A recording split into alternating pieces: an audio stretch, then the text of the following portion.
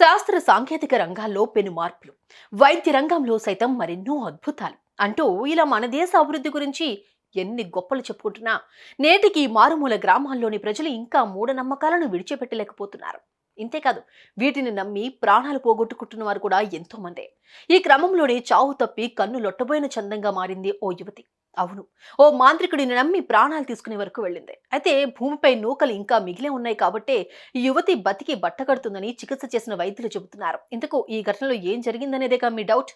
అయితే ఈ స్టోరీ చూడండి.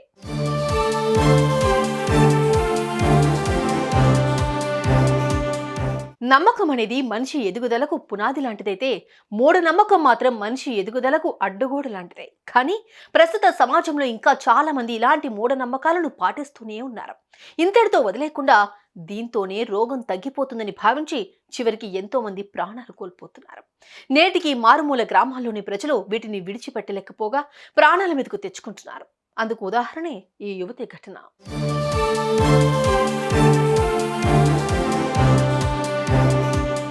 ఇక విషయానికొస్తే ఒడిశాలోని బొలంగీర్ జిల్లాలో ఇచ్గావ్ గ్రామానికి చెందిన రేష్మా బెహ్రా అనే యువతి 3 ఏళ్ల క్రితం అనారోగ్యం బారిన పడింది. దీంతో ఆమె తండ్రి తేజాబ్ రాణాకు ఏం చేయాలో అర్థం కాలేదు. ఎలాగైనా నా కూతురుని బతికించుకోవాలని అనుకున్నాడు. ఇందుకోసం ఆ వ్యక్తి తన కూతురు బెహ్రాను వైద్యుల వద్దకు తీసుకెళ్లకుండా స్థానికంగా ఉండే తేజ్ రాజ్ రాణా అనే మాంత్రికుడిని సంప్రదించాడు. ఇతగాడు ఈ అమాయకులను చూసి వైద్యం పేరిట పలు దఫాలుగా రేష్మా తలలోకి 1 కాదు 2 కాదు ఏకంగా 70 సూదులను గుచ్చాడు. వినటానికి షాకింగ్ గానే ఉన్నా ఇది నిజం.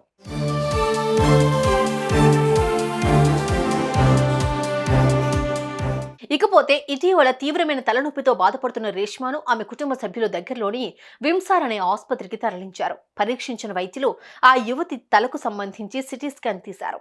ఆ తర్వాత వచ్చిన రిపోర్టులను చూసిన ఆ వైద్యులు నిర్ఘాంతపోయారు. ఈ యువతి పుర్రెలో దాదాపు 70 సూదులున్నాయని తెలుసుకుని అవాక్కయ్యారు.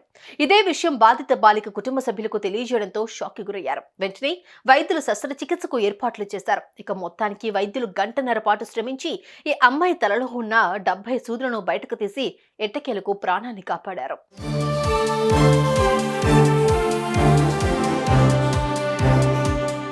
అయితే పుర్రె ఎముకపై ఉన్న సూదులు లోపలికి వెళ్లకపోవడంతో ఆ యువతి ప్రాణాలతో బయటపడగలిగిందని వైద్యులు తెలిపారు. ప్రస్తుతం ఆ యువతి ఆరోగ్య పరిస్థితి మెరుగ్గానే ఉన్నట్లు వైద్యులు తెలిపారు. అనంతరం బాధితురాలి ఫిర్యాదు మేరకు కేసు నమోదు చేసుకున్న పోలీసులు ఇంతటి ఘోరానికి ఒడిగట్టిన ఆ మాంత్రికుడి తేజ్ రాజ్ రాణా అరెస్ట్ చేశారు.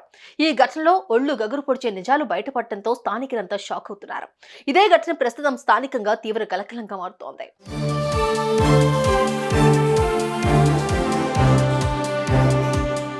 చూసారుగా, వైద్యం పేరిట ఈ మాంత్రికుడు ఎంతటి దారుణాన్ని కొడిగెట్టాడో. ఎలాంటి రోగమైనా సరే వైద్యులను సంప్రదించండి. ఇలా కాకుండా మంత్రాలు తంత్రాలు అని మూఢనమ్మకాలను నమ్మారో మీకు ఇలాంటి పరిస్థితి ఎదురవ్వచ్చు. తస్మా జాగ్రత్త. సుమన్ టీవీలో మీ పర్సనల్ అండ్ బిజినెస్ ప్రమోషన్స్ కోసం కింది నెంబర్కి కాంటాక్ట్ చేయండి.